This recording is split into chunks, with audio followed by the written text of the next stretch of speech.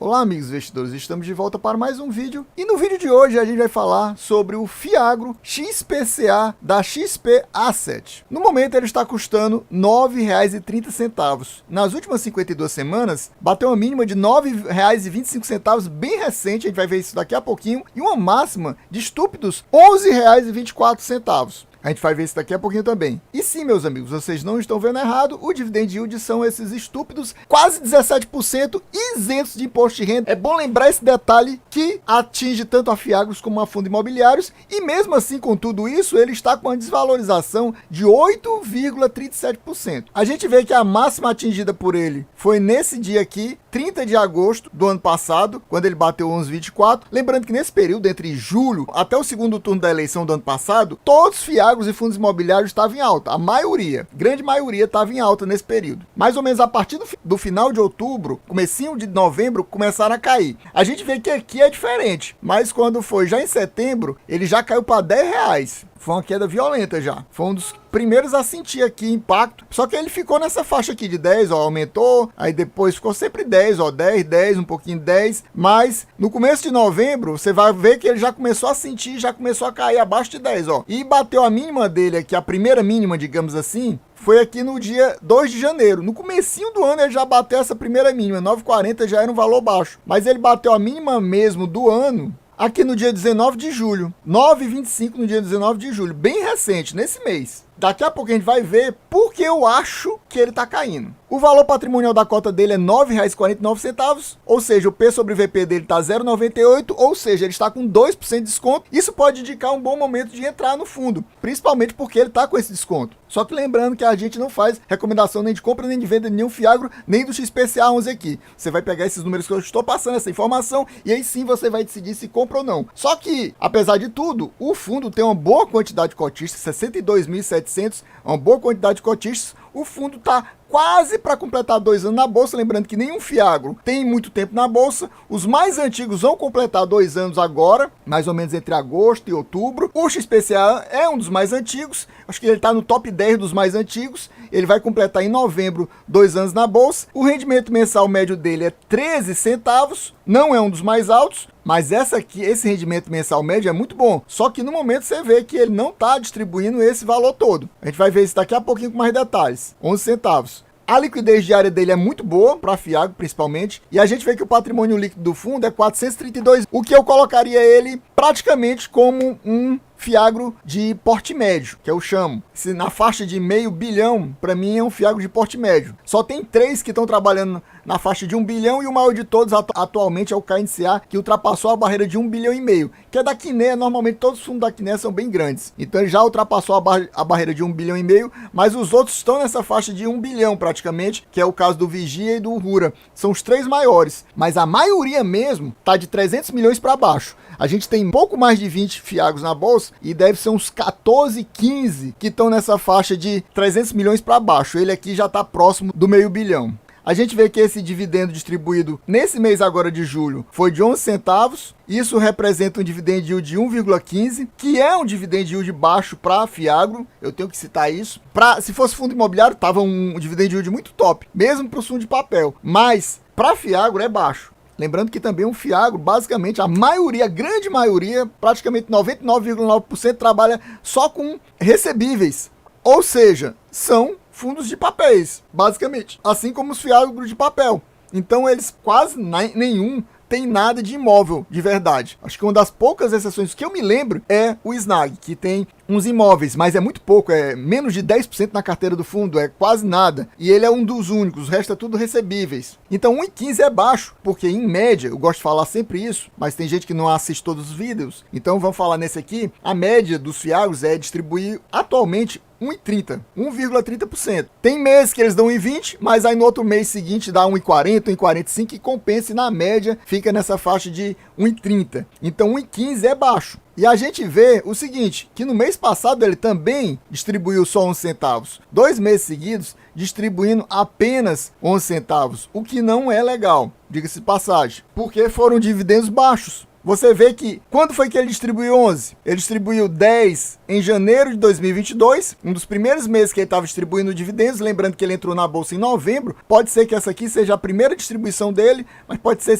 que ele tenha distribuído também em dezembro de 2021, foi uma das mais baixas. Aí depois teve 11 em fevereiro, ou seja, igual agora, maio e junho, mas você vê que nos outros meses foi tudo mais pesado, ó, 14 centavos, 14 centavos, 14 centavos, 14 centavos, 14 centavos, 14 centavos, 14 centavos. Você vê que ele era um reloginho, 14 centavos, 14 centavos, 14 centavos. E mesmo assim, você vê que naquele período que eu mostrei para vocês, ele caiu. Ele estava valendo 11,24 e teve uma queda para a faixa de 10. Isso aconteceu já em setembro, se eu não me engano. Então é até estranho isso. Você vê como ele caiu. Em setembro ele já caiu para a faixa de R$10. Um fundo que estava valendo R$11,24 cair assim tanto, foi sem assim um motivo claro, e ele caiu para 14, ele continuou mantendo, ó, 14, 14. Só que aí em novembro, ó, 12. Aí já foi um dividendo ruim, mas não comparado com o que está atualmente. Aí só que voltou de novo, ó, 14. Aí para esse ano, 13, 13, 15, 13. Ou seja, estava distribuindo bem. Agora 2 meses seguidos, 11. Para mim, isso justifica a queda nos valores dele tão alto, ter chegado nessas mínimas agora e ter batido praticamente 2 mínimas seguidas. Deu 9,25 no outro um dia, 9,26 no outro, dentro desse mês de julho. Pronto, pessoal, então a gente vem aqui para o relatório do mês de junho, e esse relatório do mês de junho se refere aos pagamentos que foram feitos em julho, ou seja, é o relatório mais recente. O próximo relatório agora só vai ser lançado no mês de agosto. Vamos aos comentários do gestor, que é a parte mais importante do relatório, basicamente essa aqui, ó. Ao longo do mês de junho, a equipe de gestão continuou seu esforço de alocação do fundo, visando aumentar a rentabilidade e melhor diversificação do portfólio do fundo. Ele ainda tem um bom valor em carteira, a gente vai ver isso daqui a pouquinho também. Como parte desses esforços, foi adquirido em junho uma operação estruturada da própria gestora, um CRA de risco BEVAP, que é uma usina sucroenergética, com atuação no estado de Minas Gerais, com a produção de açúcar, etanol e energia elétrica. Para além desta operação, outras operações estão em estruturação para breve desembolso. Durante o mês de junho, a gestão visitou importantes regiões produtoras a fim de monitorar as operações vigentes e prospectar novos negócios. Com a queda nos preços, principalmente da soja e milho, muitos produtores seguraram as vendas e, em consequência, estão postergando, né? Tá faltando aqui uma palavra, os pagamentos das obrigações. Isso traz um sinal de alerta para a cadeia, principalmente empresas de insumos, cooperativas e revendas. Não foi relatado nenhum atraso nos pagamentos ao fundo, olha aí. Ou seja, tá todo mundo em dia e a gestão continua monitorando de perto a cadeia. Por outro lado, o setor de açúcar e etanol está com perspectivas positivas, ou seja, perspectivas boas, com bons preços no açúcar e previsão de boas produtividades. Olha aqui, acabei de ver um motivo que pode estar fazendo o fundo perder valor e venda das cotas. Olha aqui, a respeito da recuperação judicial por parte da usina Esté, foi anunciado conforme comunicado ao mercado no dia 6/7. Vocês viram que as cotas começaram a cair, alcançou aquela mínima, foi no dia 19, se eu não me engano, de julho. Então foi 2 semanas depois disso aqui. Foi feito um acordo com o devedor por meio do qual ficou acordada a equalização de juros, repactuação da dívida com redução da exposição e duration da operação, sem a concessão de qualquer tipo de desconto. Mas, diga de passagem, acabou de ler lá em cima que tá todo mundo ok, tá todo mundo em dia. Mas a gente viu que tem essa usina aqui com problemas, então, no pagamento. Então isso aqui realmente pode ser um dos motivos. Eu não tinha lido isso aqui. Então esse pode ser um dos motivos para o fundo ter perdido valor. Mas bem que aconteceu 2 semanas depois e, como eu falei, ainda tá tudo em dia. Tá tipo o Vigia, que é só falando que a Languiru tá com problema, e é só agora a Languiru fez um pedido de recuperação judicial, mas ainda tá pagando em dia. Ainda não entrou na recuperação judicial, então até o momento não foi afetado o fundo, lá no Vigia. E isso aqui também é um alerta, digamos assim, no caso do XPCA, esse caso da usina Esté. A representatividade da operação saiu de 1,2 para 0,9, ou seja, é muito pequena, meus amigos. É diferente, lá na Languiru, por exemplo, no Vigia, é cerca de 12% do fundo, que é menos de 1%. Ou seja, o impacto na receita, se ela deixar de pagar, vai ser mínimo, vai ser tipo assim, menos de 1 centavo, vai ser uma fração de centavo. É diferente lá no caso do Vigia, que você chegaria a 1 centavo, 1,5 centavo. Aqui é uma coisa muito pequena. A gestão continuará adotando todas as medidas necessárias para garantir o pagamento integral do crédito e conta com uma área especializada nesse tipo de trabalho. Lembrando que a gente está falando aqui, pessoal, da XP. A XP é um dos maiores bancos de investimento daqui do Brasil, acho que da América Latina, e a gestora também é da XP. Então isso aqui, em conjunto, eu acho que elas têm grande capacidade de realizar esse trabalho aqui, de cobrança e tudo mais. Apesar de ter muita gente que odeia a XP. Diga-se de passagem que eu já sei disso.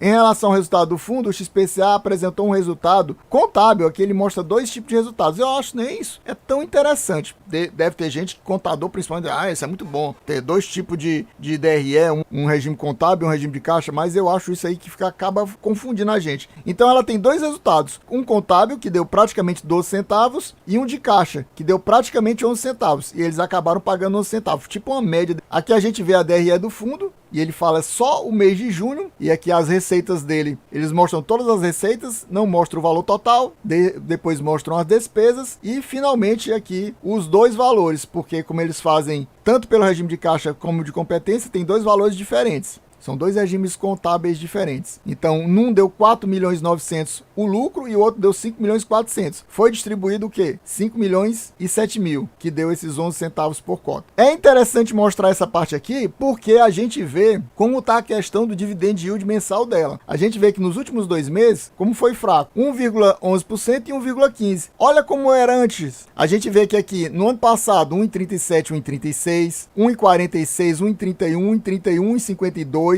Só tinha dado ruim aqui, 1,20. Ainda tinha 1,31 aqui. Ou seja, foram 2 meses bons, aí um mês mais ou menos, mais fraco, como eu falei. Às vezes cai para 1,20, ó, o que eu falei. Depois só para 1,40, ó. Na média, 1,30, ó. 1,30, 1,30, 1,30, ó. Aqui 1,31, 1,36, 1,37. Aí 1,52, 1,31. Ele tava na média, aí só que caiu muito, né? 2 meses seguidos dando percentuais baixos e ainda teve o problema daquela da usina X-Tech, que apesar de ser um valor baixo, muita gente deve ter visto com maus olhos. O pessoal deve dizer, tá com 2 meses dando dividendo baixo e ainda vem com esse problema da usina, eu vou cair fora. Pode ter sido isso que tem acontecido. Tanto com o pessoal que é mais sardinha, como aquelas grandes empresas de investimento que pode dizer, vamos mudar aqui a nossa estratégia, vamos sair daqui, finalizar a nossa posição e montar a posição em outro fiagro. Pode ter sido uma coisa desse tipo. O portfólio dele, por classe de ativo, ele é 86% CRA, como eu falei. Basicamente, esses fiagros são fundo de papel. Ele tem um pouquinho dessa exposição em cota de FDIC Fiagro, 2,7%, mas é muito pequena, e 11% em caixa ainda. Tem um bom dinheiro em caixa ainda para investir, cerca de uns 45 milhões, né, 11% do valor do patrimônio líquido dele, mas ele é basicamente um fundo de papel, 86% CRA. A exposição dele por setor é essa aqui, ele é bem diversificado setorialmente, né? Você vê que o que ele tem mais na carteira é produção de grãos, 31%. Ele tem uma pequena parte também, a segunda maior no caso, de usina de álcool e etanol, produção de cana também, 12%, e vários outros setores, mas eu considero ele bem diversificado em termos de setores aqui também do agronegócio. O portfólio dele em relação à distribuição geográfica do fundo é bem interessante. Ele tem exposição em 16 estados brasileiros, mais da metade do Brasil. Então é uma boa diversificação geográfica também. Ele fala aqui, ó. A gestão do fundo está sempre em busca de diversificação do portfólio, a fim de mitigar os principais fatores de risco, dando sempre prioridade a regiões mais resilientes aos riscos climáticos e de melhores produtividades. E os indexadores dos ativos, como eu falei para vocês, ele tem um pouquinho de exposição a IPCA, a inflação. Tá aqui 12% da carteira IPCA e 88% ao CDI. A maioria dos fiagros é 100% CDI, a maioria. Quando não é 100%, é tipo 90%, 95%, mas a maioria é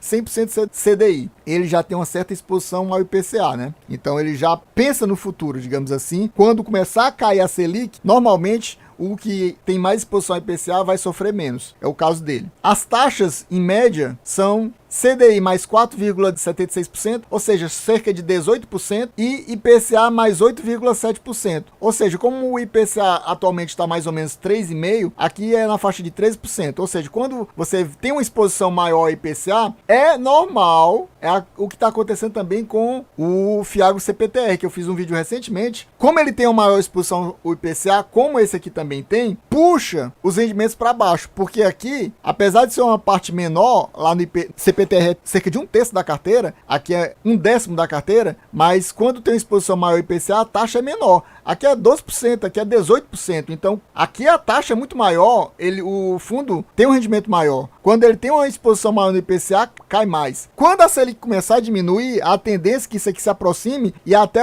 esse que é exposto mais a IPCA supere o que é mais exposto ao CDI. Mas isso deve levar muito tempo, porque não há uma previsão de uma queda muito grande do CDI no curto prazo. Isso é coisa para mais de ano ainda. Ele vai começar a cair agora, mas vai cair suavemente. Para equilibrar isso aqui, o IPCA, a Selic tinha que estar na faixa de 8%, ainda está 13%. Então, teria que cair muito ainda para poder equilibrar essa questão aqui. Em relação à carteira do fundo também, ele aqui fala com mais detalhes que ele comprou esse CRA aqui da Bevap, como a gente já viu, no valor de 19,63 milhões, é um CRA grande, e mais um CRA de 3 milhões dessa AVB. E houve uma venda, mas bem menor, né, 253 mil do CRA da Minerva, que é uma empresa grande que tem até ação na bolsa, a BIF3. Aqui temos uma lista de todos os devedores do fundo, como eu falei, ó, eles chamam de risco os devedores. Aí tá aqui a lista de devedores do fundo. O valor em milhões que são devidos por esses devedores. Aqui também tem o FDIC, não é um devedor na prática, né? É um investimento. Outro FDIC, são dois FDICs, da Terra Magna e da MAV. Tá faltando aqui o percentual da carteira